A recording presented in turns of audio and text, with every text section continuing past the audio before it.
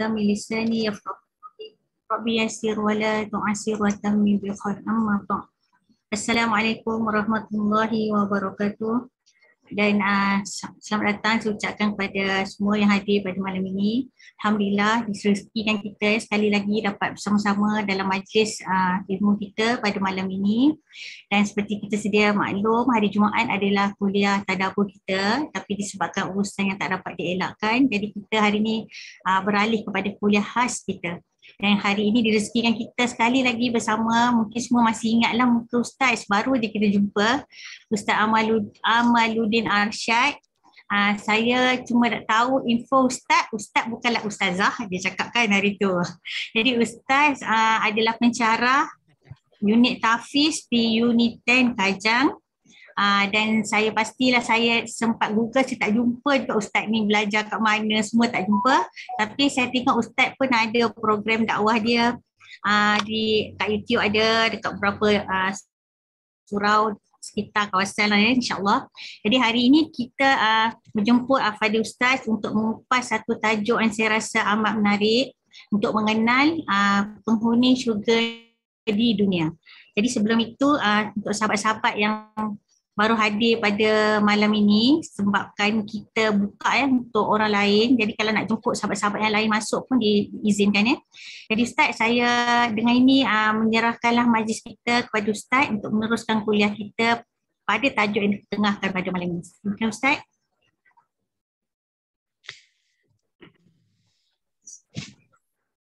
Assalamualaikum warahmatullahi. Waalaikumsalam warahmatullahi. Salam Ustaz. Innal hamdalillah nahmaduhu wa nasta'inuhu wa nastahdihi wa nastaghfiruh wa na'udzu billahi min shururi anfusina sayyiati a'malina man yahdihillahu fala mudilla lahu wa man yudlilhu fala hadiya lahu. Ashhadu wa nashhadu an la ilaha illallah wa ashhadu anna Muhammadan abduhu wa rasuluh. Allahumma salli wa sallim wa barik ala Muhammad wa ala alihi wa sahbihi ajma'in. Qala Allah Ta'ala fil kitabil karim, a'udzu billahi minasy syaithanir rajim. Bismillahirrahmanirrahim. وبشر الذين آمنوا وعملوا الصالحات أن لهم جنات تجري من تحتها الأنهار كلما رزقوا منها من ثمرة رزقا قالوا هذا الذي رزقنا من قبل وأتوا به متشابها ولهم فيها أزواج مطهرة وهم فيها خالدون. صدق الله العظيم. وبعد. Alhamdulillahi Rabbil Alamin. Pujian dan kesyukuran pada Allah Subhanahu wa Ta'ala. Sama-sama kita rafa'kan dan sama-sama kita nyatakan, dan sudah barang pasti bagi mereka yang beriman kepada Allah, pembuktian kepada kesyukuran itu adalah juga dengan kita beramal dengan perkara-perkara yang Allah Subhanahu wa Ta'ala perintahkan, dan juga dengan kesyukuran itu juga kita buktikan dengan kita meninggalkan segala larangan ataupun tegahan darinya. Itu juga adalah sifat taqwa. Mudah-mudahan kita bersyukur dan menjadi orang yang bertakwa. Alhamdulillah, sekali lagi pada malam ini saya bersama dengan semua pada malam ni kali kedua, dan insya-Allah pada malam ini kita sekali lagi berbincang-bincang, berkongsi-kongsi, dan bukanlah malam ni kita nak belajar, saya mengajar tuan-tuan ataupun semua ni muslimat datang sebagai anak murid, bukan begitu. Tetapi datang kita hadir bersama ini adalah untuk kita berkongsi apa yang ada sedikit sebanyak, dan mudah-mudahan semua di antara kita ini tergolong mendapat tempias dari hadis Nabi SAW, man salaka tariqan yaltamisu bihi ilma sahalallahu lahu tariqan ilal jannah. Siapa yang mengharungi jalan-jalan untuk mencari ilmu, mudah-mudahan Allah juga akan mempermudahkannya jalan ke syurga, insya-Allah. Apa khabar semua? Sihat ke? Alhamdulillah sihat Ustaz. Nah, Alhamdulillah. okay. Alright. So, seperti mana yang disebutkan tadi, berkaitan dengan latar belakang saya, begitu je lah ya. Maksudnya, okey lah tu. Alright. So, apa yang kita nak bincang pada malam ini, seperti mana yang telah dinyatakan sebentar tadi, apa yang akan menjadi perbincangan kita seputar berkaitan dengan syurga ataupun penghuni syurga di dunia. Baik. Sebelum tu saya minta izin sekejap, boleh? Ni Boleh Ustaz. saya punya kunci syurga saya call, iaitu mak Zat kan?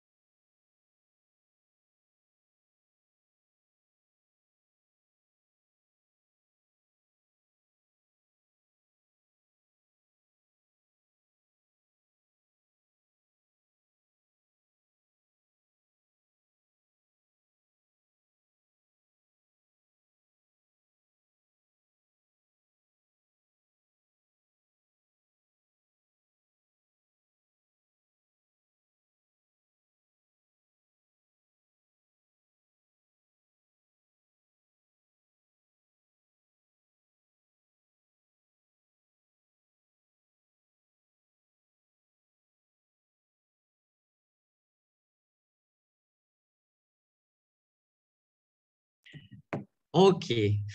Sorry Baik, kita nak cerita berkenaan tentang penghuni syurga di dunia.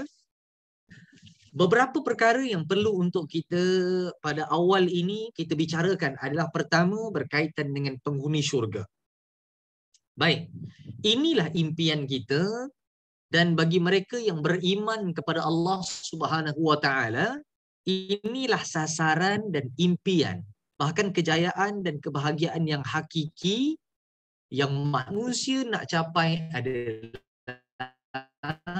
dengan masuknya manusia dalam syurga Allah Subhanahu Wa Taala.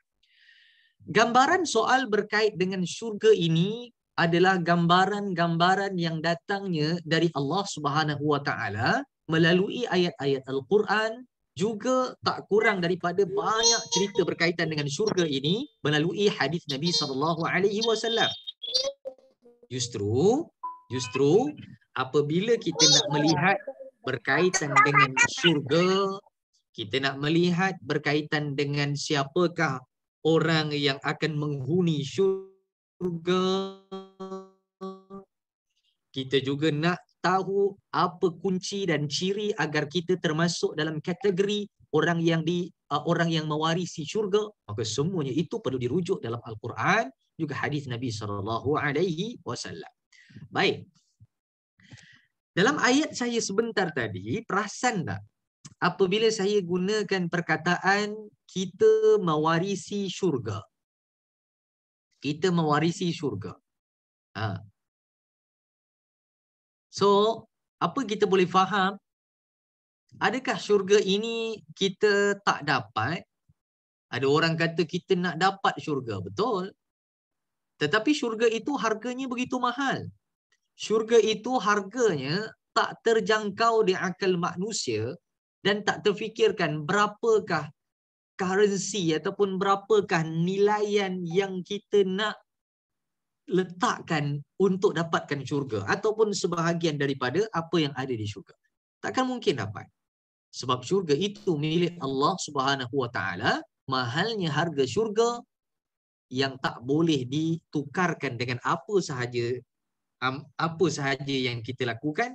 Bahkan ibadat yang kita lakukan ini juga tak boleh membelinya ataupun tak boleh dijadikan tukaran, melainkan hanyalah kerana diberikan rahmat dari Allah Subhanahu wa taala. Baik. Syurga ini tak boleh dimiliki, tetapi hanya boleh diwarisi. Melalui ayat Al-Quran, Allah Subhanahu wa taala sebutkan alladzina yarithunal firdausa hum fiha khalid. Itu dalam surah apa? Itu dalam surah Al-Mu'minun. Surah Al-Mu'minun adalah surah yang berada pada permulaan juzuk yang ke-18. Boleh rujuk pada ayat yang ke-11. Muka surat 342. Dalam ayat ini Allah Subhanahu wa taala sebutkan permulaan pada ayat yang pertama, ayat yang kedua, ayat yang ketiga dan selanjutnya. Itu semua ciri orang-orang yang solid imannya kepada Allah Subhanahu wa taala. Lantas dengan iman yang jitu, iman yang mantap di dalam hatinya, yang tidak ada sebarang keraguan, la raiba fi, tidak ada sebarang keraguan, maka kita lihat betapa Allah Subhanahu wa taala sebutkan pada ayat yang ke-10, ulaika humul warithun alladzina yarithunal firdausa hum fiha khalidun. Ayat yang ke-10 ini Allah Subhanahu wa taala sebutkan mereka itulah, lihat 1 hingga 10 lihat 1 hingga 9. Mereka itulah orang-orang yang berhak, kata Allah. Berhak apa dia? Mewarisi. Mewarisi. Mewarisi apa? Alladzina yarithunal firdausa hum fiha khalidun. Kata Allah Subhanahu wa taala, yang akan mewarisi syurga Firdaus, bahkan jaminan mereka dapat kekal di dalamnya. Freehold, bukan leasehold. Kita selama-lamanya hak milik tetap. Tak ada siapa pun yang boleh challenge. Tak ada siapa yang boleh datang. Mereka itu adalah ahli syurga Allah Subhanahu wa taala yang Allah datangkan dengan ayat alladzina ulaika humul warithun alladzina yarisunal firdaus. Jadi kalau kita nak lihat berkaitan dengan keadaan syurga ini terlalu mahal dan dia tak boleh dinilaikan seperti mana nilaian wang ringgit, emas permata ataupun ataupun berlian dan sebagainya. Tetapi ini adalah perkara yang kita boleh sebutkan harga syurga ini sangat mahal. Jadi siapa yang nak jadi sebahagian daripada penghuninya juga perlu dalam keadaan yang mahal. Mahal dengan apa? Mahal dengan agama. Baik. Clear yang tu Okey ke? Saya nak gambarkan sekejap. Kita sampai pukul berapa ni? Lupa dah tengok. Hari tu sampai pukul 10. Ni sampai pukul 10 sampai pukul kalau antara 1 jam 10 ke 1 jam setengah Ustaz. Sebenarnya suku sampai 10.30 ke 10.45. Mungkin Ustaz boleh bagi ruang masa untuk soalan. Kemudian inilah di akhirnya. Okey, insya-Allah. Barakallah. Okey, pertama saya nak sebutkan yang itu dulu. Apabila cerita berkenaan tentang syurga, maka syurga ini mahal harganya dan ia hanya diwarisi. Seperti mana seorang anak yang lahir dalam keadaan dia duduknya di rumah yang mewah, rumah agam, keretanya juga kereta yang mewah, kereta yang mahal. Apakah dia layak ataupun apakah sebenarnya dia memiliki? Tidak. Dia hanya mewarisi. Saya tak dengar suara langsung. Lama. Betul ke? Dengar ke suara saya? Suara dengar tapi macam kurang jelas sikit lah. Oh ya? Kak Faizah ada masalah ke tak line kita? Saya dengar tapi macam kurang jelas kan? Dengar jelas kan? Ya ke? Ada Dengar jelas kan? jelas lah. Ada yang putus-putus, ada yang jelas. Okay. Ikut kawasan Ustaz. Saya minta respon terus tu sebab kadang-kadang sekarang ni kan kelas online semua. Saya cakap gitu, lepas tu jom sekali okey clear. Dia kata, "Sir, tak dengar sebenarnya. La ilaha illallah 2 jam cakap. Tak ada siapa dengar." Baik, so kalau tak clear beritahu Kalau tak clear beritahu. Baik. Kadang-kadang macam putus berdengung. So sorry. Saya tak pasti kenapa. Sebab router saya sebelah ni je. Sebab mungkin tadi hujan lebat Tadi hujan lebat. Alright, berbalik kepada apa yang kita nak bincangkan. Berkait dengan penghuni syurga di dunia, kita lihat ada beberapa ayat yang Allah Subhanahu Wa Taala kirimkan untuk sama-sama kita lihat. Antaranya ayat yang saya bacakan pada awal tadi pada muka surat yang kelima. Muka surat yang kelima, Suratul Baqarah, dan dia berada pada ayat yang ke-25. Apa kata Allah Subhanahu Wa Taala? Ayat ini dimulakan dengan suatu perkataan yang sangat menarik perhatian kita. Apa dia kata Allah? Wabashir. Kata Allah Subhanahu Wa Taala, dan berikanlah berita ataupun khabar gembira. Good news. Berita gembira. Apabila ada pengumuman dan pengumuman itu dimulakan tajuknya berita gembira, sewajarnya apabila kita membaca Al-Quran, orang yang beriman membaca Al-Quran, rasa teruja, rasa macam, apakah perkara-perkara ataupun apakah yang nak disampaikan oleh Allah Subhanahu Wa Taala. Wabashir, kata Allah, berikan khabar gembira. Yang mana khabar gembira ini datangnya daripada Tuhan, dan Allah Subhanahu Wa Taala lebih tahu berkenaan tentang apa yang kita nak. Allah ciptakan kita. Allah tahu perkara apa yang paling mengembirakan kita. Allah menciptakan kita. Allah tahu apa yang paling diperlukan dalam diri kita. Allah menciptakan kita. Allah lebih tahu apakah keperluan-keperluan kita. Jadi ayat ini Allah katakan, khabarkan berita gembira. Maksudnya Allah tahu perkhabaran ini kalau benar-benar diamati oleh orang yang membacanya, maka dia betul-betul akan jadi gembira. Kata Allah, alladzina amanu wa amilus salihat. Siapa dia? Kata Allah, berikanlah gembira khusus kepada orang yang beriman dan beramal saleh. Bukan Allah, bukan biasa-biasa ni.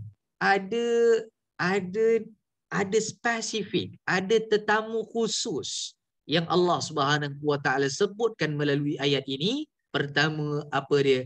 Alladzina amanu, iaitu kepada orang-orang yang beriman kepada Allah. Baik. Siapa pernah kira di dalam Al-Quran ada 6,236 ayat? Siapa pernah kira keseluruhan daripada ayat-ayat Al-Quran ini, berapa jumlah ayat yang ada perkataan alladzina amanu? Ada berapa? Siapa pernah kira?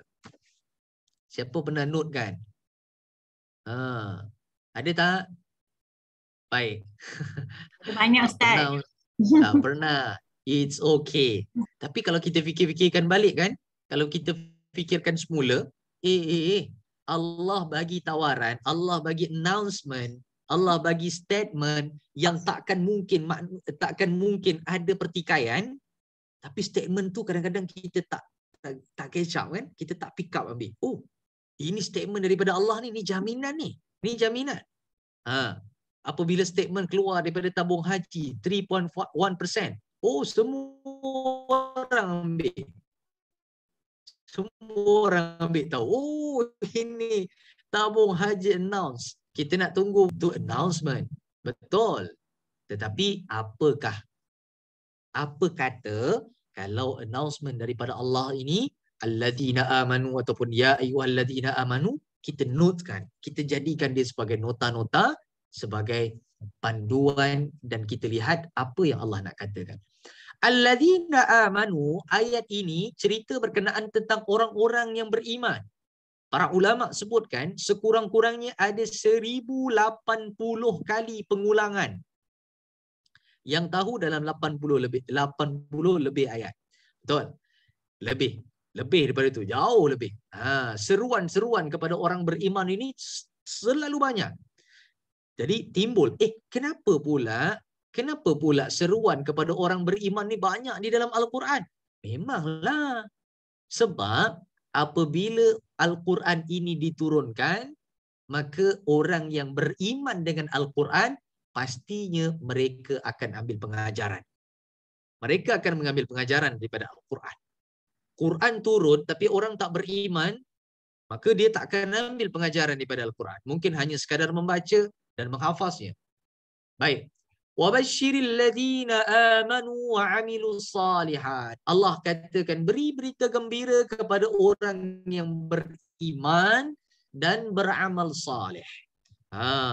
Jadi apabila kita merujuk kepada perbincangan kita penghuni syurga, jadi tiket untuk menghuni syurga, nak dapat rahmat Allah, pertama apa dia? Iman. Yang kedua, amal saleh. Anna lahum jannatin tajri min tahtihal anhar. Berita gembira ini kata Allah Subhanahu wa taala, katanya sesungguhnya mereka itu refer kepada dua golongan tadi, iaitu akan beroleh syurga yang mengalir di bawahnya beberapa sungai. Ini cerita dalam syurga. Allah tawarkan penghuni syurga ni, syarat dia nak jadi penghuni syurga, beriman kepada Allah. Beriman kepada Allah Subhanahu wa taala tanpa ada sebarang keraguan. Dan pembuktian kepada iman itu dengan amalan. Pembuktian kepada iman dengan amalan. Sebab itu banyak sekali apabila didatangkan alladzina amanu, selepas itu mestilah disahut dengan wa amilus salihat. Dalam surah Al-Asr, wal 'asr innal insana lafi khusr illa alladzina amanu wa amilus salihat. Jadi ada juga para ulama jelaskan betapa iman ini dibuktikan antaranya dengan amalan. Dan amalan itu pastinya amalan saleh. Mesti amalan saleh. So macam mana nak jadikan amalan saleh ini? Macam mana kita nak pastikan amalan kita itu menepati ataupun cita rasanya menepati apa yang Allah Subhanahu wa taala kehendaki, iaitu amal saleh? Bagaimana? Pertemuan yang lepas kita cerita berkenaan tentang muhasabah amalan kan? Kita dah muhasabah, lepas tu kita kena buat amal soleh. Amal soleh ini pertama adalah diterima amalan itu, pertama sama juga dia kerana iman kepada Allah. Yang kedua, penerimaan ataupun klasifikasi amal soleh itu, yang kedua mesti ianya adalah berlandaskan perintah daripada Allah. Berlandaskan perintah dari Allah.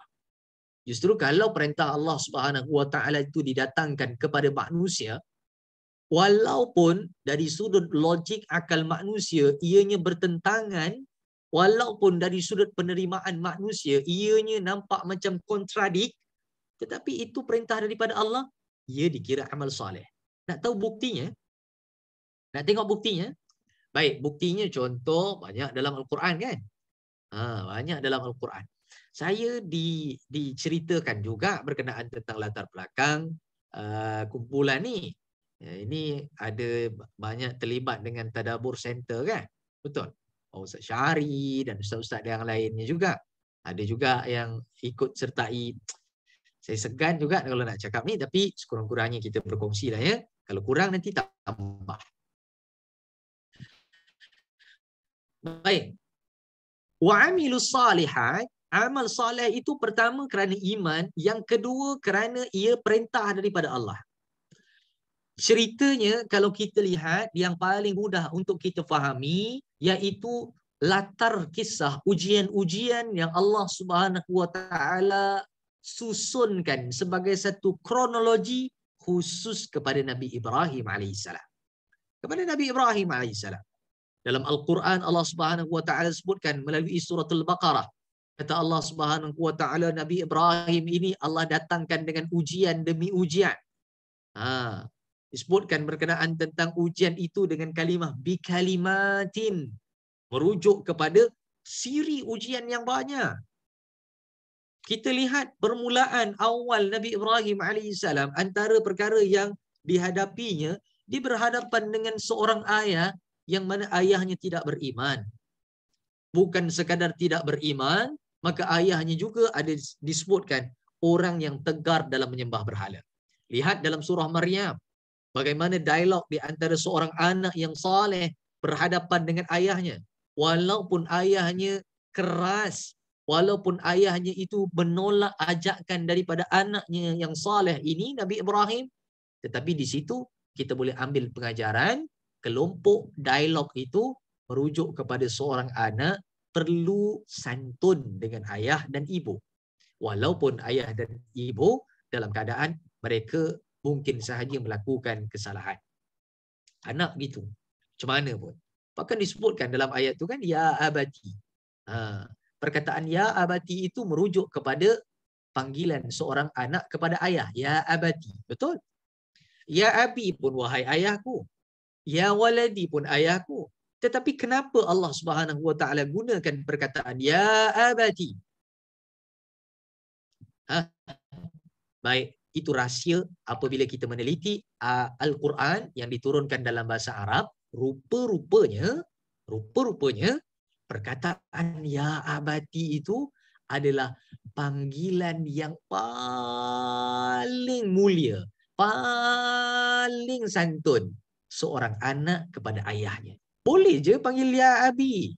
Maksudnya sama. Macam kita bahasa Melayu lah kan? Macam kita bahasa Melayu lah. Kita panggil bapa kita siapa? Kita panggil bapa kita, ada orang panggil abah, ada orang panggil bapa, ada orang panggil papa, ada orang panggil abi, kan? Betul? Ada orang panggil, ada macam-macam lah panggil. Macam-macam panggilan.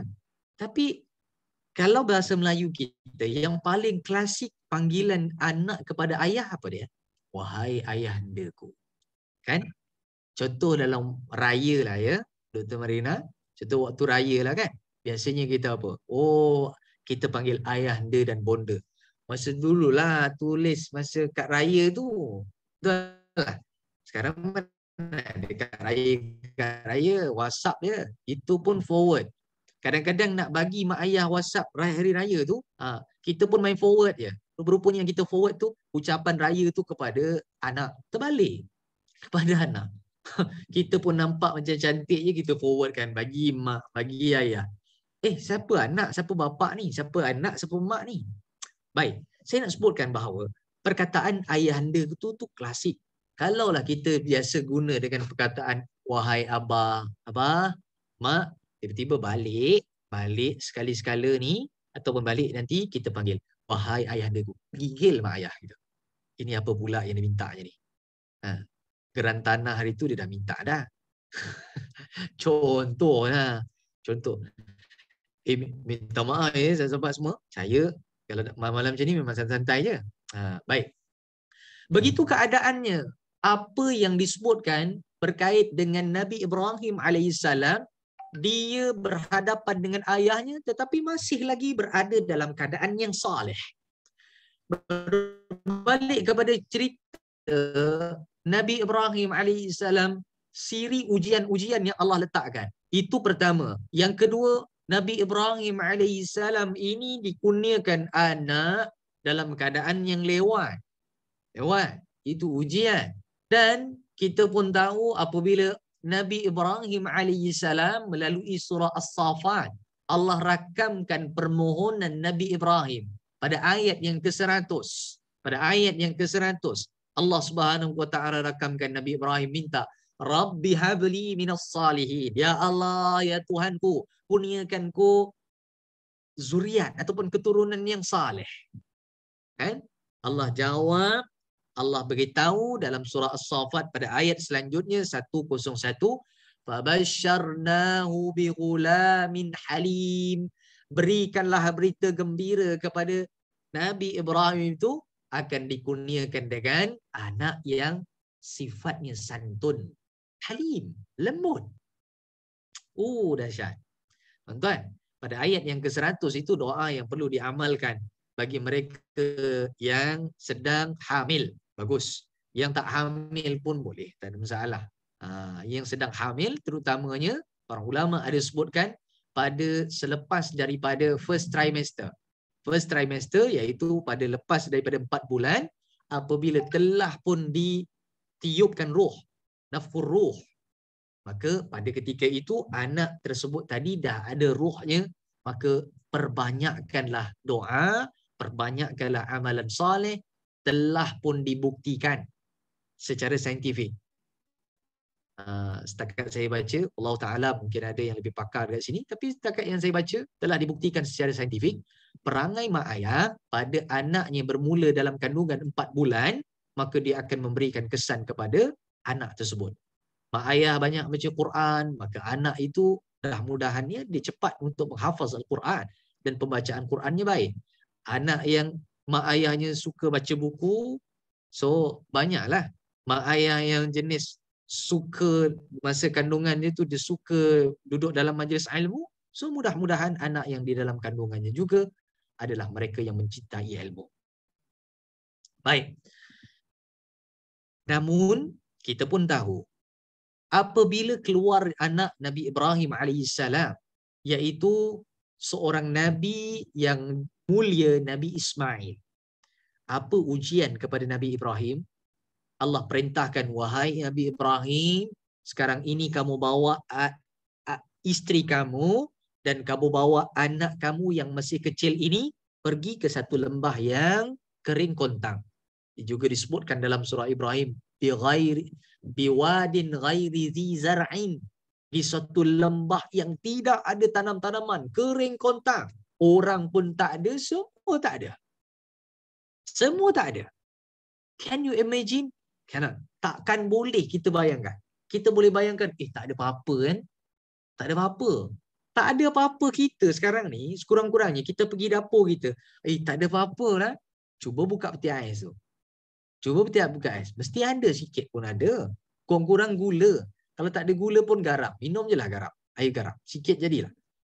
Tapi pada ketika itu, Nabi Ibrahim alaihissalam, Allah perintahkan untuk ditinggalkan anaknya yang masih kecil, putranya yang sangat disayangi, isterinya yang dicintai, tinggal di satu tempat. Kalaulah ada orang pada hari ini buat gitu, kan? Contohnya suaminya pergi mancing malam, lepas isyak pergi mancing. Lepas tu orang kata, bukan ke tadi lepas asar bini kau baru bersalin? Dia kata, betul. Bini baru bersalin. Bini baru bersalin dekat rumah, anak masih kecil. Suaminya lepas isyak tu pergi mancing.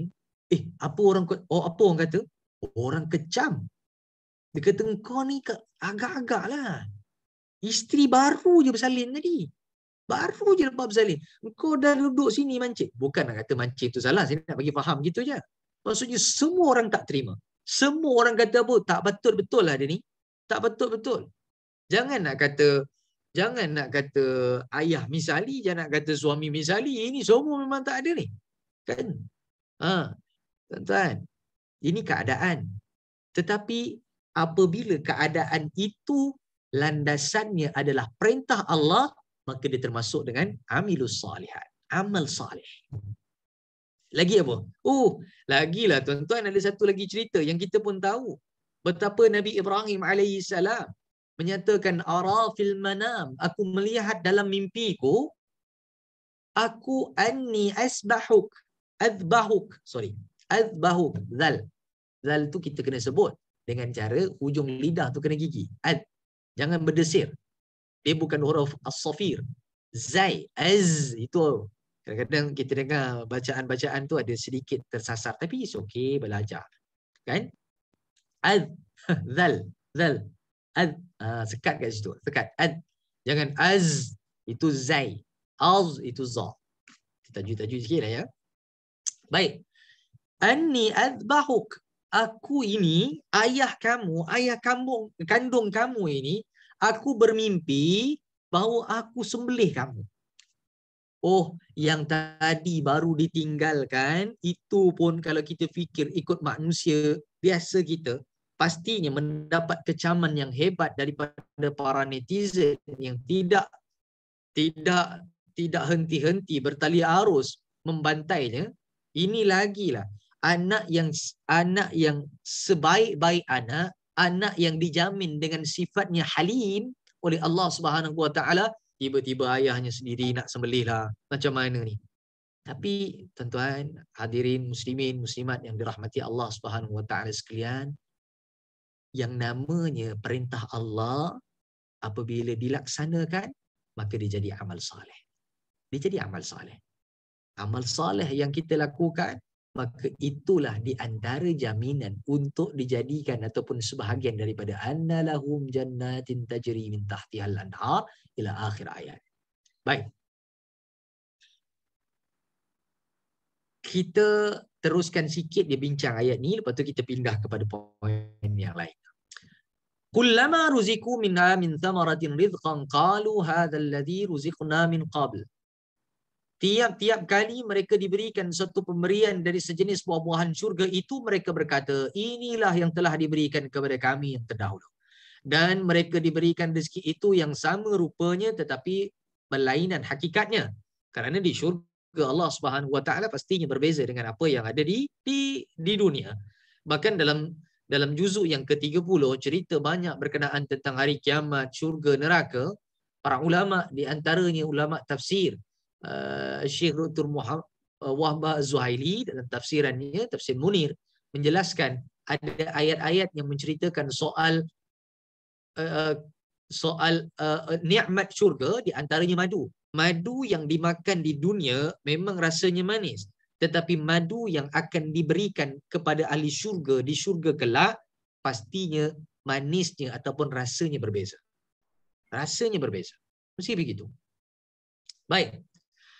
Disebutkan seterusnya, dan disediakan untuk mereka dalam syurga itu pasangan-pasangan isteri-isteri yang sentiasa bersih suci, sedang mereka pula kekal di dalamnya selama-lamanya. Ini jaminan dari Allah Subhanahu Wa Taala. Jadi penghuni syurga di dunia ini, pertama asasnya beriman kepada Allah. Beriman kepada Allah. Yang kedua, apabila beriman, dibuktikan keimanannya itu dengan amal saleh. Dengan amal saleh. Baik. Kita berpindah kepada ayat yang lain ya. Kita berpindah kepada ayat yang lain. Di antara perkara yang disebutkan berkaitan dengan ciri penghuni syurga ini, kita lihat pula dalam surah Fussilat ayat yang ke-30. Jom kita tengok. Dalam surah Fussilat ayat yang ke-30. Dah dapat? Dapat ke? Saya bagi masa sikit, kita buka. Okey. Dalam surah Fussilat pada ayat yang ke-30 ini juga, sentuhannya soal penghuni syurga Allah Subhanahu Wa Taala. Nak memudahkan, surah Fussilat ni pada kedudukan surah yang ke-41. Kedudukan surah yang ke-41 dan ayat ke-30 tu pada muka surat 480. Okey? Alright, so kita lihat. Pada ayat dalam surah Fussilat, pada ayat yang ke-30 ini, Allah Subhanahu Wa Taala sebutkan, Innal ladzina qalu rabbuna Allah thumma istaqamu tatanazzalu alaihimul malaikatu alla takhafu wa la tahzanu wa abshiru bil jannati allati kuntum tu'adun.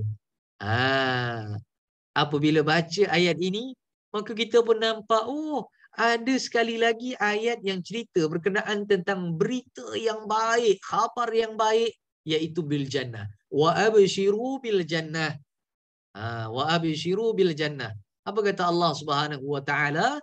Berikanlah berita gembira bahawa kamu akan masuk syurga. Kamu akan jadi penghuni syurga.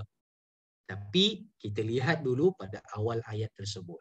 Wa abshiru bil jannah ini, orang yang dapat berita ataupun terima berita gembira masuk dalam syurga Allah ni siapa dia? Baik. Innal ladzina qalu. Sesungguhnya orang-orang yang menegaskan keyakinannya dengan berkata, qalu, apa dia? Rabbunallah. Mereka berkata, Tuhan kami ialah Allah. Tuhan kami adalah Allah. Mereka betul-betul firm. Memang tak ada sikit pun. Kalau orang utara kata apa? Tak goyang Tak goyang Tak gelong. Tak ada lah gelong-gelong. Tak. Dia mesti kata tetap. Firm. Rabbunallah. Tuhan kami adalah Allah. Thumma istaqamu. Kemudian mereka tetap teguh di atas jalan yang betul. Bukan hanya, alright, terima kasih ya. Bagi mereka yang letakkan nota ni, mudah-mudahan Allah memberkatinya, insya-Allah. Memudahkan orang lain ni. Baik. Tuhan kami ialah Allah. Ini pengakuan. Dan kemudian mereka datangkan, come up dengan bukti pengakuan itu. Apa yang mereka lakukan? Tsumma istaqamu. Mereka istiqamah di jalan yang betul.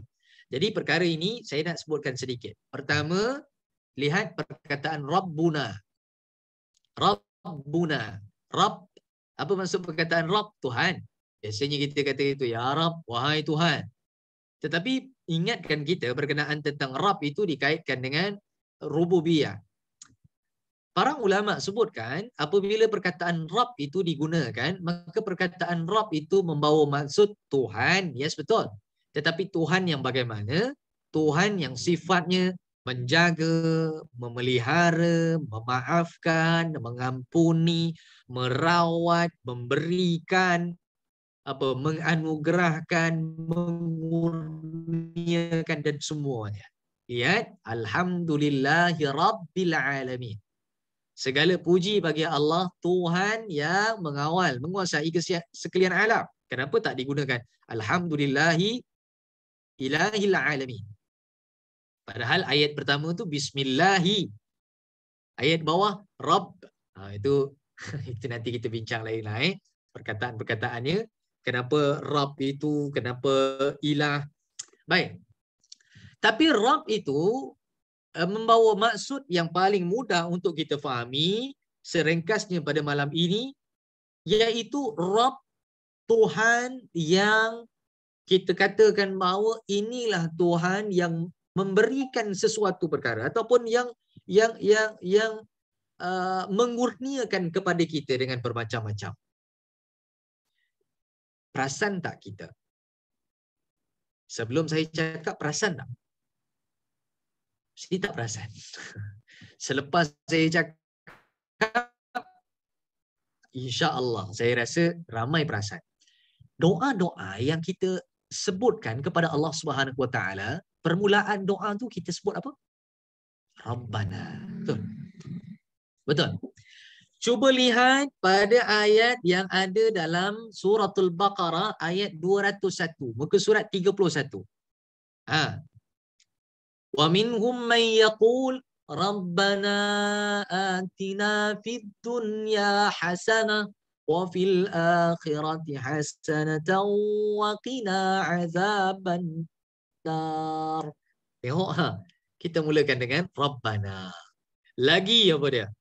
Suratul Baqarah juga, surah yang kedua pada ayat yang terakhir, ayat 256, muka surat yang ke-49.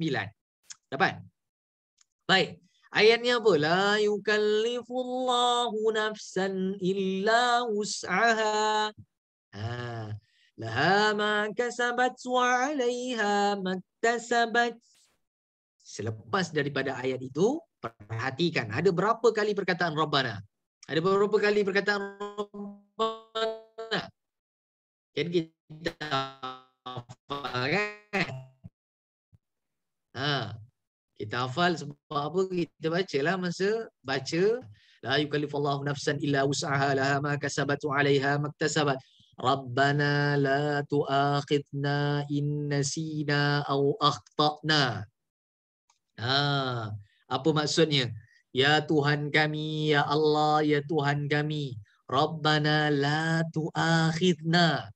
Mereka berdoa kepada Allah Subhanahu wa taala, wahai Tuhan kami, jangan engkau mengirakan kami salah jika kami lupa. Tadi dalam surah Fussilat pada ayat ke-30 kan kata, qalu rabbunallah, ya Allah, ini engkau sajalah Tuhanku.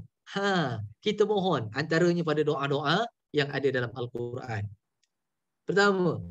Lepas tu ada lagi, Rabbana wala tahmil alaina isran kama hamaltahu alal ladzina min qablina. Wahai Tuhan kami, janganlah engkau bebankan kami bebanan yang berat sebagaimana engkau telah bebankan kepada orang-orang yang terdahulu daripada kami, ya Allah. Lagi ada lagi, tak habis dekat situ. Disebutkan Rabbana wala tuhammilna ma la taqata lana bih. Wahai Tuhan kami, janganlah engkau pikulkan kepada kami apa yang kami tak daya memikulnya, ya Allah. Ampunkan dosa kami, ya Allah. Berikan rahmat kepada kami, ya Allah. Engkaulah penolong kami, ya Allah. Tolonglah kami mencapai kemenangan terhadap kaum kufar. Seronok juga nanti lain kali kita bincang berkenaan tentang doa. Tapi saya rasanya Ustazah Syafa mesti dah kongsi kan berkaitan dengan doa di dalam Al-Quran. Mesti dah ada. Dah ada belum? Doa saja belum sebab kita tak ada apa surah masa sekarang. Nanti minta pada dia. Cakap, Ustazah, Ustazah, tolong sharekan kepada kami doa. Nanti kalau dia tanya siapa suruh, cakap saya. Tak adalah. Tapi nak ceritanya berkait dengan macam mana nak jadi ahli syurga ni, surah betul kita ngaku. Betul kita ngaku tu bukan sekadar ngaku biasa je, tetapi ngaku tu Allah nak kepada kita, Allah nakkan kita ni sebagai hamba-Nya, Allah nak kita ni surrender pada Allah. Surrender pada Allah. Maksud surrender tu, Allah suka kepada hamba-Nya betul-betul. Dia rasa macam dia tak ada apa-apa. Semua tu dari Allah. Thumma istaqamu, dan kemudian di istiqamah. Istiqamah ni, maksud istiqamah, nak jadi ahli syurga ni dia kena istiqamah. Tetapi apa yang dimaksudkan dengan istiqamah? Continuously. Kan? Secara berterusan. Apakah yang kita lakukan ini? Semuanya istiqamah. Kita biasa dengar istiqamah lah, insyaAllah. Mudah-mudahan kita istiqamah dalam kelas-kelas online. Mudah-mudahan kita istiqamah dalam bait bangun pada waktu malam, qiyamul lail, amin ya rabbal alamin. Ini juga mudah-mudahannya dalam perbincangan kita ini ada doa-doa yang kita aminkan. Mudah-mudahan kita istiqamah. Tsumma istaqamu, kita istiqamah. Rupa-rupanya apabila cerita berkenaan tentang istiqamah, dia bukan buat and then terus berbuat. Tidak. Istiqamah ni asasnya adalah buat apa yang Allah perintahkan. Buat apa yang Allah perintahkan. Baru nama istiqamah. Buat apa yang baik yang Allah suka, itu istiqamah. Seperti mana dalam ayat yang lain, fastaqim kama umirta. Allah Subhanahu wa taala sebutkan fastaqim, sebutkan kepada Nabi Muhammad sallallahu alaihi wasallam dalam peristiwa hijrah. Fastaqim kama umirta. Istiqamah kamu kepada apa yang aku perintahkan. Itu makna istiqamah. Jadi ahli syurga ini beristiqamah kepada Allah Subhanahu wa taala dengan apa yang Allah Subhanahu wa taala perintah. Tatanazzalu alaihimul malaika, akan turunlah malaikat kepada mereka dari semasa ke semasa dengan memberi ilham. Kata Allah Subhanahu wa taala, apa dia? Alla takhafu wa la tahzanu. Kata Allah Subhanahu wa taala, jangan kamu bimbang dari berlakunya perkara-perkara yang tak baik. Kamu jangan bimbanglah, tak ada benda yang tak baik akan berlaku. Seolah-olah yang Allah kata begitu. Wala tahzanu, dan janganlah kamu berduka cita. Jangan kamu bimbang dan jangan kamu berduka cita. Apabila tidak ada kebimbangan, apabila tidak ada perasaan duka cita, maka kita boleh simpulkan apa satu perkataannya? Apa satu perkataannya? Iaitu mutmainnah, tenang. Orang yang tenang, dia tak akan ada rasa duka cita. Maksud duka cita ni bukanlah bersedih, maksudnya dia tak ada rasa dalam hatinya tu dia tenang. Berlaku apa sahaja ujian dari Allah Subhanahu Wa Taala, dia tenang. Dia tahu bahawa ianya adalah takdir dari Allah, ianya ketetapan daripada Allah. Tapi bukanlah bermaksud kita manusia ni tak boleh sedih, tak boleh, bukan. Itu fitrah manusia, ada perasaan sedih dan sebagainya. Tapi orang beriman ini melihat sesuatu perkara dengan ketenangan, dia tahu ini dari Allah Subhanahu Wa Taala. Ada ujian kematian contohnya, maka memang perasaannya sedih sebagai fitrah manusia. Bahkan Nabi SAW pun sedih. Kan? Yang kita bukan malaikat. Kita ada perasaan. Kita ada perasaan gembira, ada perasaan sedih. Tetapi yang disebutkan di sini, dengan imannya, lantas tatkala ada perkara-perkara yang berlaku, maka dia keadaannya tenang. Tenang. Tidak memberontak, tidak dalam keadaan yang mengamuk, tidak dalam keadaan yang menolak takdir. Itu orang yang tenang. Wa abshiru bil jannah. Yang atas-atas ni tadi, maka ganjarannya kata Allah Subhanahu Wa Taala, dan kamu terimalah berita gembira. Dan kamu terimalah berita gembira. Allah sampaikan ni. Kata Allah Subhanahu Wa Taala, berita gembira itu wa abshiru bil jannati allati kuntum tu'adun. Kamu akan beroleh syurga yang telah dijanjikan kepada kamu. Ini penghuni syurga. Kalau dalam ayat ini apa pula kita faham? Rabbunallah. Penghuni syurga, cirinya yang seterusnya adalah mereka yang betul-betul mengharap kepada Allah. Betul-betul mengakui Rabb, iaitu Allah ni, yang dalam ayat yang lain-lainnya tadi yang saya kongsikan. Begitu. Baik, lagi apa? Penghuni syurga yang keempat dalam ayat dalam perbincangan ini, terusi ayat ke-30 ini, apa dia? Orang yang istiqamah pada jalan kebenaran. Walaupun jalan kebenaran itu pastinya ada cabaran besar. Pastinya ada cabaran besar. Nak tahu tak? Nak tahu tak? Al-Quran telah menceritakan kepada kita cabaran kehidupan yang begitu panjang. Daripada siapa? Iblis. Saya dapat sharing Ustaz. Istiqamah ni jadi kategori istiqamah bila? Sambil-sambil tu saya baca terus lah. Nanti saya lupa. Saya tak tengok kan? Bila kita laksanakan sesuatu ibadat atau kebaikan atau sunnah, bila tak berhenti buat selama 3 tahun ke atas. Wallahu ta'ala alam. Yang namanya istiqamah ni dia bukan hanya panjang waktu. Mungkin sahaja orang yang baru masuk agama Islam, dia melakukan amalan baik, tetapi tak lama selepas itu, baru 1-2 hari dia memeluk agama Islam, lalu dia meninggal dunia, maka dia juga dikira sebagai istiqamah. Begitu para sahabat yang ramai baru sahaja memeluk Islam, tatkala ada seruan perang, maka mereka terus pergi dan akhirnya mati syahid. Mereka juga dikira sebagai istiqamah. Itu juga istiqamah, juga yang disebutkan di sini juga, alhamdulillah, mudah-mudahan istiqamah. Tapi kalau nak cerita berkenaan tentang perkara ni, jangka masa biasanya lah ya, biasanya berapa lama? Orang kata 40 hari. Kita dapat buat 40 hari secara straight without miss, insya-Allah. Insya-Allah. Okay. Alright. Berbalik kepada apa yang saya nak kongsikan sedikit tadi. Dalam Al-Quran, apabila kita nak istiqamah ini, mesti ada cabarannya. Mesti ada cabaran. Ada sahaja. Dan cabaran itu bukan satu perkara yang perlu untuk kita fikirkan secara menghambat keadaan kita. Bukan. Sebab cabaran tu memang ada.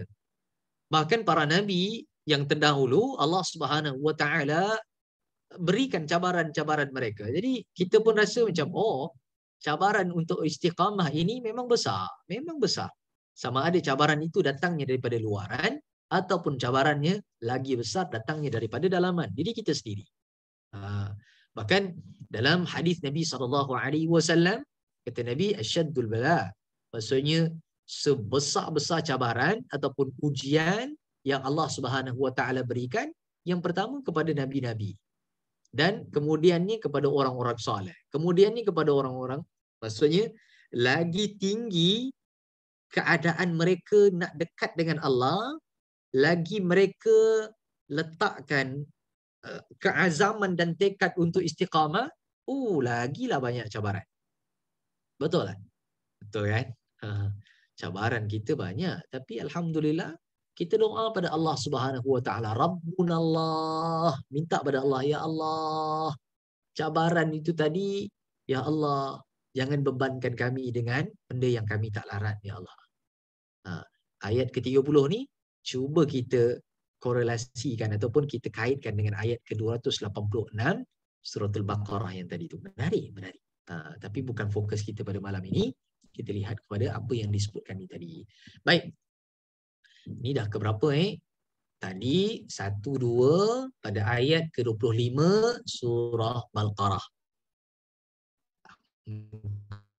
Surat yang kelima.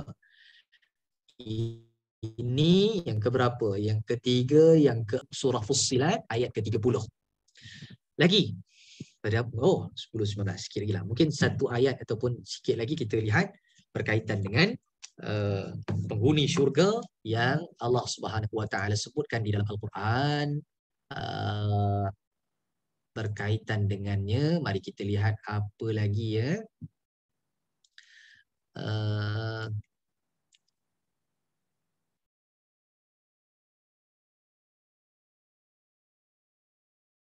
Baik,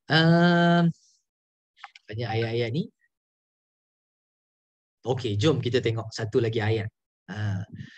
Jom kita tengok satu lagi ayat surah Ali Imran ayat 195. Jom kita tengok apa ayat ini cerita berkenaan tentang penghuni syurga. Ayat ni panjang sikit, tapi tak apa dapat muka surat 76 kalau tak silap, 76. Okey, dah dapat. Alright. Pada ayat ke-70, pada ayat 195 surah Ali Imran, ini juga disebutkan berkenaan tentang perbincangan ayat ini, perbincangan berkaitan dengan apa yang sedang kita kongsi ini. A'udzu billahi minasyaitonir rajim. Fastajaba lahum rabbuhum anni la udhi'u 'amala 'amilin minkum min dzakarin aw untha ba'dukum min ba'd. والذين هاجروا وأخرجوا من ديارهم وأوذوا في سبيلي وقاتلوا وقتلوا لأكفرن عنهم سيئاتهم ولأدخلنهم جنات تجري من تحتها الأنهار ثوابا من عند الله والله عنده حسن الثواب. 195 surah Ali Imran.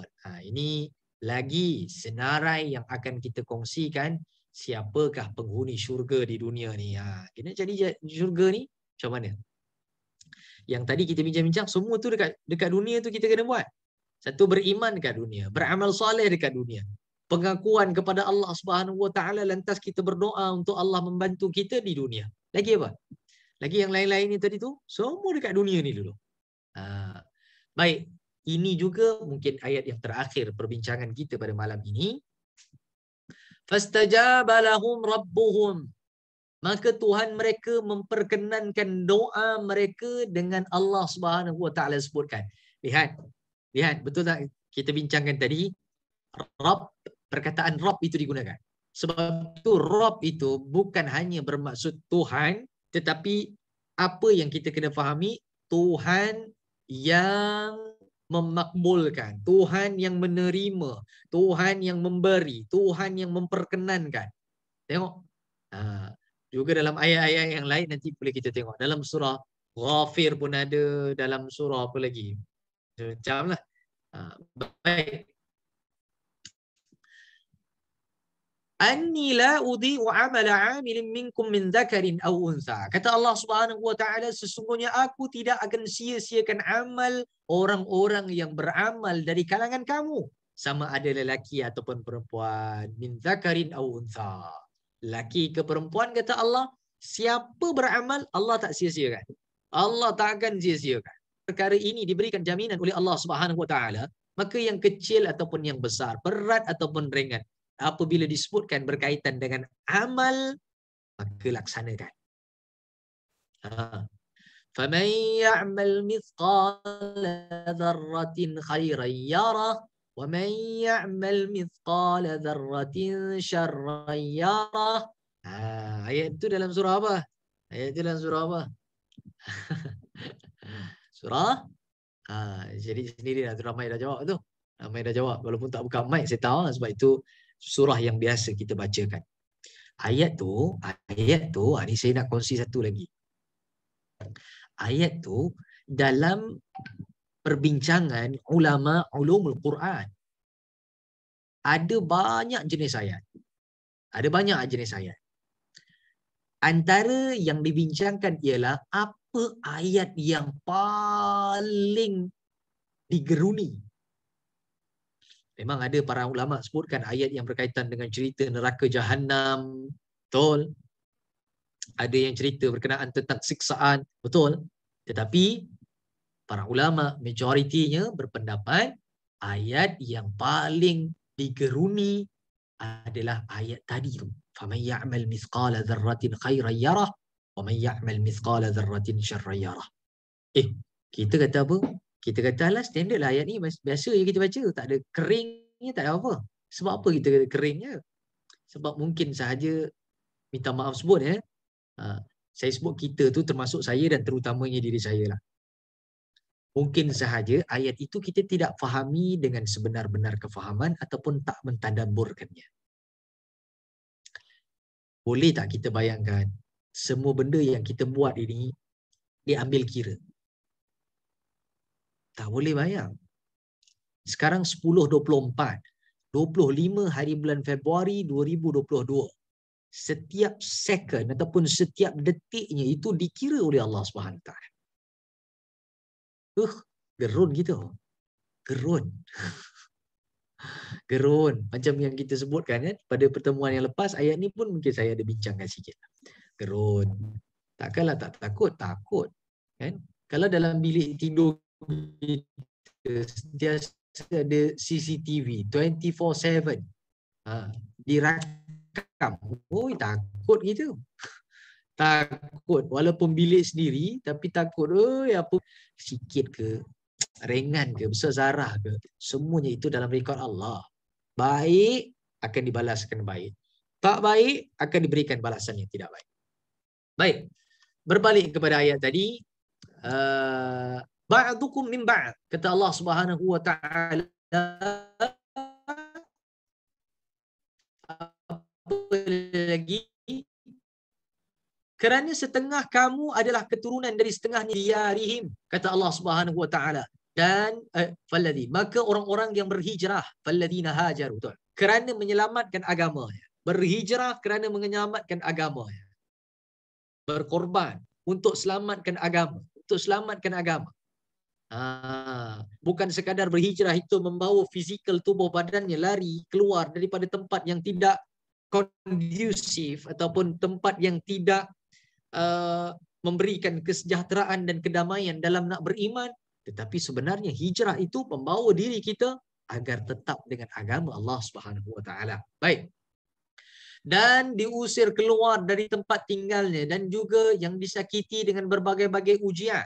Orang yang dicabar, diberikan cabaran, disakiti dengan pelbagai keadaan kerana menjalankan agamaku, kata Allah, yang berperang untuk mempertahankan agamaku, ya Allah, waqatalu wa qutilu, dan mereka yang terbunuh dalam peperangan tadi syahid,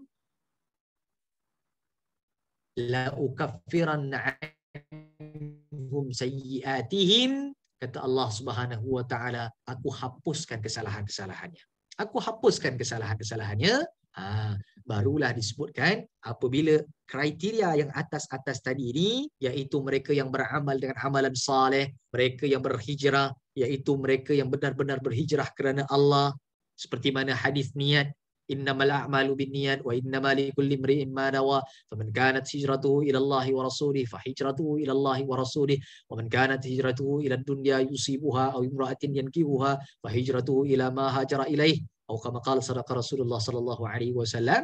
Mereka betul-betul kerana Allah dan kerana Rasulnya, mereka berhijrah, mereka sanggup berhadapan dengan cabaran besar, sanggup mempertahankan agama Allah, pergi berperang, mereka terbunuh, disajikan. Ini kata Allah penghuni syurga.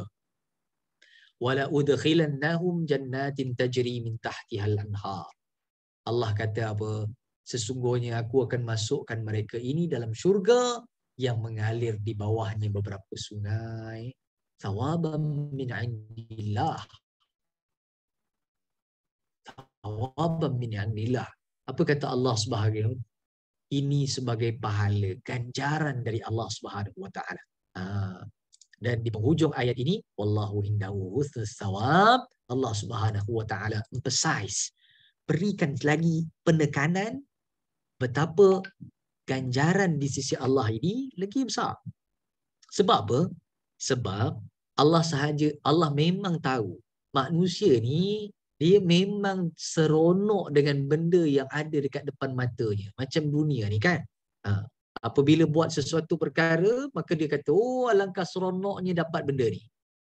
Apabila buat sesuatu perkara, oh seronoknya dapat ganjaran ini. Oh seronoknya, gembiranya. Allah tahu manusia itu jenisnya begitu. Tapi Allah Subhanahu wa taala menjentik kita, orang yang benar-benar beriman kepada Allah, benar beriman kepada ayat-ayatnya. Allah kata apa? Ni, apa yang aku sediakan kepada kamu dalam syurga nanti, kamu kena tahu, itu adalah sebaik-baik ganjaran yang takkan sama dengan apa yang pernah kamu dapat. Tapi ayat ni, bukan senang, bukan senang kita kata, oh ya Allah. Kita kata, oh ya Allah, sonoknya. Kat dunia tak dapat apa-apa, tak apa. Siapa kata gitu? Lepas-lepas ni kata, Allah, kereta-kereta kita ni rasa dah rasa tak payahlah. Kita memang nak syurga Allah je nanti. Kan kereta-kereta kita ni. Siapa yang ada perasaan begitu, maka dapatkan nombor telefon saya daripada Dr. Marina. Maka boleh serahkan yang kamu, yang puan-puan semua tak nak, dan datin-datin semua tak nak ni, boleh serahkan pada saya. Tak ada masalah. Maksudnya apa? Bukanlah yang ada tu kita buang. Tetapi yang Allah Subhanahu wa taala nak berikan, kita tanam betul-betul, pasakkan dengan padu dalam jiwa kita betapa yang ada di dunia ini, alhamdulillah kita syukuri, tetapi yang Allah sediakan di akhirat kelak lebih besar di sisi Allah Subhanahu wa taala. Baik. Terakhir, hadis sebagai kesimpulan.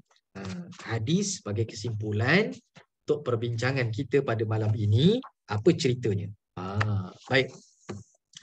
Ceritanya begini, berkaitan dengan hadis macam-macam lah kita boleh lihat ya.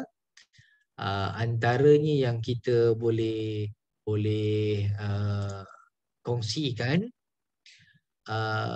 satu hadis yang diriwayatkan oleh Anas bin Malik. Anas bin Malik. Siapa Anas bin Malik? Anas bin Malik ialah peneman setia Nabi SAW dan diriwayatkan. Lain sangkut okey ke? Saya baru baca. Ini dah okey Ustaz. Tadi dia on and off lah. Tapi ni dah clear lah. Dia jelas. Mungkin hujan lah kat sana lah saya rasa. Nanti masa soalan tu mana part yang tak clear tu bagi tahu saya, nanti saya. Okey. Minta maaf ya. Baik. Hadis daripada Anas bin Malik yang mana meriwayatkan dari Nabi SAW dengan mafhumnya, mudahnya kita kata apa? Nabi bagi tahu kepada kita, syurga ni dipagari dengan pelbagai kesusahan dan kebencian. Benda-benda yang kita rasa susah, benda yang menuntut untuk kita berpayah-payahan, benda yang menuntut kita ada keadaannya yang mungkin tersakiti, itu syurga. Dan juga syurga ini dalam keadaan begitu. Maksudnya syurga tu juga dipagari dengan benda-benda yang berkait dengan nafsu syahwat. Tapi kata Nabi SAW, since kamu ni berhasrat untuk jadi ahli syurga, maka kata Nabi SAW, kamu kena kawal hawa nafsu kamu. Hawa nafsu kamu menginginkan yang itu, tetapi syurga kata tidak, maka ikutlah.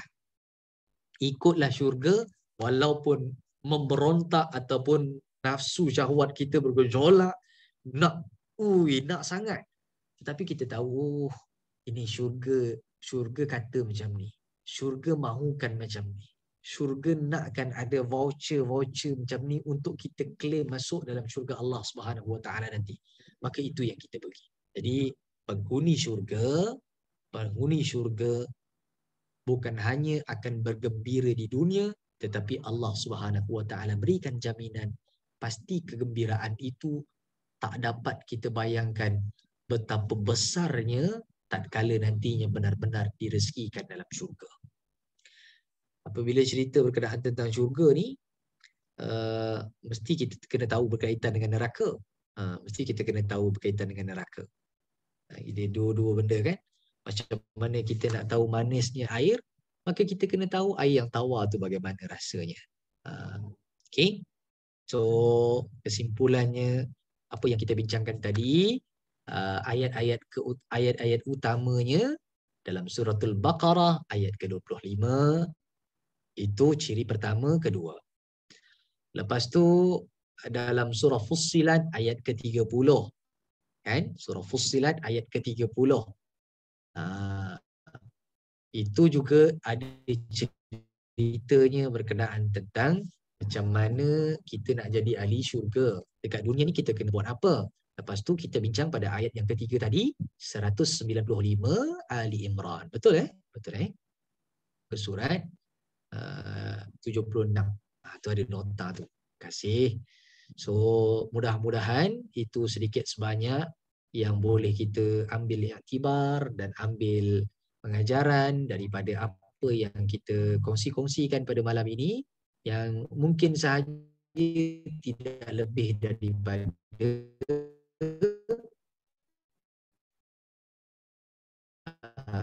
ulang kaji untuk kita bersama. Saya selit-selitkan tadi tu, kita nak istiqamah ada cabarannya. Allah sebut dalam Al-Quran, cabaran tu dekat mana? Ada dalam suratul A'raf. Menarik sangat kita bincang. Lagi apa ya? Nak jadi ahli syurga lagi ada. Nak jadi ahli syurga ni, nak masuk syurga ni kena rahmat Allah. Kan? Kena dengan rahmat Allah. Jadi macam mana pula Allah Subhanahu Wa Taala letakkan kriteria siapa orang yang layak menerima rahmat Allah? Jawapannya pun ada. Jawapannya ada. Maksudnya kalau kita minta kerja, kadang-kadang kita tak tahu. Kita hantar je resume tapi kita tak tahu sebenarnya CEO nak apa. Tapi Allah bagi tahu, Allah kata ahli syurga macam ni. Masuk dengan rahmat Allah. Dan Allah juga bagi tahu bahawa ini kriteria orang yang dilingkungi dengan rahmat Allah. Dia layak. You deserve for it. Kamu memang layak betul-betul. Yang itu ada dalam surah Furqan. Dan yang lain-lainnya, insya-Allah akan kita temui perbincangan itu. Kita rezekikan dengan ustazah ataupun ustaz-ustaz yang lain. Saya mohon maaf kekurangan dan kelemahan saya sepanjang mengendalikan slot ini. Terima kasih. Dan jika ada soalan, saya buka terus dengan kesempatan yang ada ni. Yang mana saya boleh jawab, saya jawab. Yang tidak, mudah-mudahan ada kesempatan waktu kita kongsikan. Wallahu ta'ala alam. Qawli hadha wa astaghfirullahalazim. Assalamualaikum warahmatullahi wabarakatuh. Terima kasih Ustaz. Ya. Okey, jadi saya menarik tapi dia sangkut-sangkut tu on and off lah Ustaz. Tapi insyaAllah lah yang penting itu rasanya sahabat pun dapat dengar lah Jadi tadi kita Ustaz dah hurai pada kita tentang kita macam mana kita nak kenal penghuni syurga di dunia dengan ciri-cirinya. Jadi kalau saya buka, kalau ada sahabat-sahabat yang ada soalan yang nak ditanyakan pada Ustaz, boleh chat ataupun boleh nak type pun boleh. Silakan kita ada masa lagi. Ustaz, saya ada satu soalan Ustaz. Tadi Ustaz kata kita beriman, beramal soleh. Beramal soleh tu besarlah skop dia kan. Antaranya kita kena yakin, seyakin-yakinnya Allah tu Tuhan kita. Kena berdoa, istiqamah, betul-betul mengharapkan pada Allah dan juga berhijrah ya Ustaz. Yang berhijrah tu, berhijrah ke berjihad ke jalan Allah. Dan yang akhir tadi tu hadis lah. Jadi soalan saya, ciri orang yang soleh ni, salah satu daripadanya yang dapat membantu kita untuk amal soleh ni Ustaz, ini adalah hadis yang saya rasa adalah kita bersahabat dengan orang-orang yang soleh-solehah yang dapat membantu kita. Betul kan Ustaz? Dalam lingkungan sahabat-sahabat yang sedemikian. Betul. Sangkut ni Ustaz. Kakak sangkut ke Ustaz sangkut? Saya dengar clear. Dengar clear. Itulah saya dengar Ustaz sangkut. Saya pastilah. Mungkin lain saya lah. So betul kan Ustaz Lingkungan sahabat-sahabat yang dapat membantu Betul. Ustaz. Betul Ada hadis kan Ustaz tu? Betul. Betul. Ada siapa ada soalan nak tanya pada Ustaz? Ustaz, macam mana pula orang yang beramal soleh tapi hati dia tu ada masalah? Itu macam mana pula Ustaz? Maksudnya dia buatlah segala syariat, segala benda dia buat, tapi ada tapi macam Ustaz kata lagi, dia kena keseluruhan kan? Sebaik-sebaiknya lah daripada apa yang dia lakukan, fizikal dia, daripada segi solat semua, dan juga daripada nak dapat jiwa mutmainah tu kan.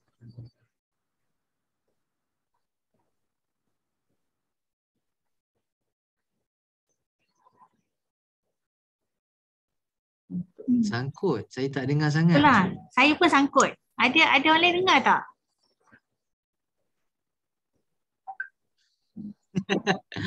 Mungkin lain kita sangkut kan? Ada yang dengar, ada yang sangkut. Inilah cabaran buat baik. Cabaran online. Alright. Okay, so setakat yang saya faham daripada apa yang ditanyakan tadi, ada orang dia beramal elok semua tapi dalam keadaan hati dia tu masih lagi tak okey. Jadi dia berkait dengan hati ni, dia ada kait dengan iman kepada Allah Subhanahu Wa Taala, kan? Al-Quran diturunkan kepada kita melalui Nabi Muhammad sallallahu alaihi wasallam. Setakat ni dengar tak? Jelas Ustaz. Jelas. Ada sangkut balik. Dengar. Dah. Baik. Al-Quran itu Al-Quran antara tujuan Al-Quran diturunkan adalah apa dia? Wa yu'allimuhumul kitab wa yuzakkihim wa yu'allimuhumul kitab. Iaitu Al-Quran ini turunnya untuk wa yuzakkihim, iaitu menyucikan. Cuci apa? Cuci hati manusia. Antaranya lah wa yu'allimuhumul kitab, dan mengajarkan berkenaan tentang Alkitab. Jadi wa yuzakkihim, apabila cerita berkenaan tentang hati, dia ada cerita soal tazkiyatun nafs, penyucian jiwa. Tazkiyatun nafs. Tazkiyah ni maksudnya dia cuci hati kita ni. Macam-macam caranya kan? Macam-macam caranya. Salah satunya adalah dengan apabila kita nak menyucikan hati, maka nak tak nak maka perlulah untuk kita duduk berada pada keadaan. Sebab penyakit hati fizikal dia boleh memadamkan dosa. Penyakit hati dia memadamkan pahala. Dapat? Dapat tak? Sangkut Apa Ustaz. Baik. Dengar sekerat. Oh, saya stop saya punya video sekejap. Okey. Okey lagi okey kan? Lagi Baik. jelas. Penyakit hati ni bahaya dia apa? Penyakit hati ni bahaya dia penyakit fizikal yang lain-lain itulah. Dia menghapuskan ataupun dia memadamkan dosa. Allah Subhanahu Wa Taala sebutkan apabila seseorang tu dapat musibah, diuji dengan kesihatan contohnya, sebenarnya itu memadamkan dosa-dosa yang dilakukan. Satu. Tapi lagi bahaya, the worst case, apabila ada penyakit hati ni, penyakit hati pula dia memadamkan pahala. Bahaya kan? Kalau penyakit fizikal ni, apa penyakit fizikal? Contohlah ya, bukan kita minta.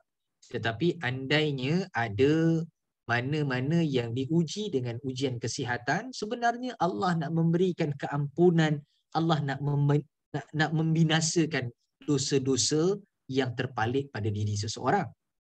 Tapi kalau cerita berkenaan tentang penyakit hati ni, dia memadamkan pahala. Mungkin sahaja dia beramal kepada Allah Subhanahu Wa Taala di sepanjang kehidupannya. Tetapi apabila dia mati, masuk dalam kubur, dia ingat akaun banknya itu telah pun ada depositnya, duit depositnya telah dimasukkan. Rupa-rupanya apabila masuk dalam kubur, dia perhatikan akaunnya itu tidak diterima. Akaunnya itu tak valid. Tu cerita berkenaan tentang penyakit hati lah. Dan macam-macam penyakit hati, antaranya sombong, bongkak, takabur, ujub dan sebagainya. Ada penyakit hati, ada hasad. Ada penyakit hati yang perlukan orang lain. Ada penyakit hati yang cukup dalam diri dia dah kira penyakit hati. Antaranya apa? Dia banggakan dirinya kan. Dia rasa macam ujub. Dia kata, okey juga ni kan. Macam tu. Tengok cermin gitu, okey juga aku ni. Tengok balik tu, rasa macam power juga. Rasa macam power juga. Jangan. Dia kalau dengan riak tu lain, riak dia perlukan orang lain. Dia riak, ujub, takabur, apa lagi tu. Macam-macam tu. Dia macam, kalau penyakit fizikal ni, penyakit yang ditakuti 3 serangkai lah kan. Jantung, darah tinggi, satu lagi apa? Buah pinggang begitulah. Tapi penyakit yang berangkai-rangkai hati ni lagi banyak. Ada ujub, ada hasad. Hasad ni pun satu hal juga. Ini penyakit hasad ni banyak. Penyakit hasad ni banyak. Jadi kena tengoklah. Saya boleh komen yang itu dengan apa yang saya dengar tadi. Mudah-mudahan amalan kita itu kita teruskan. Jangan stop. Amalan kita itu kita teruskan. Tetapi penyakit hati itu cepat-cepat rawat. Cepat-cepat rawat. Yang boleh merawat penyakit hati itu Al-Quran. Jadi kembalilah kepada Al-Quran. Perbincangan-perbincangan tentang Al-Quran. Dia mampu merawat hati. Allah Ta'ala. Terima kasih Ustaz. Ada lagi soalan ke nak tanya kepada Ustaz?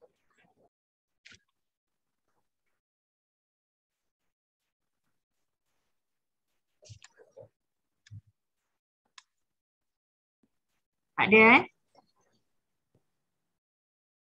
Okey Ustaz. Ustaz boleh on lah Ustaz kamera. Okey. Maksudnya better kalau saya tutup aurat. Tutup aurat pula. Tadi kau tutup aurat, tutup kamera. Okey, tadi jelas lah, lagi jelas suara dia.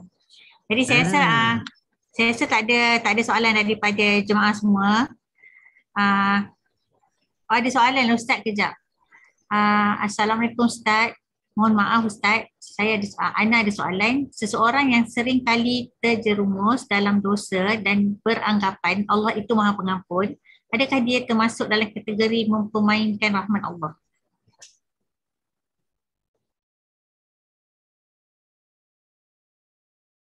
Baik. So saya tutup kamera dulu lah Okey tak? Suara okey? Okey, jelas Ustaz. Alright. So, wallahu ta'ala alam. Yang bertanya soalan ini ada soalan seorang yang seringkali terjerumus dalam dosa dan dengan beranggapan Allah itu Maha Pengampun. Adakah dia termasuk dalam kategori mempermain-mainkan rahmat Allah? Baik.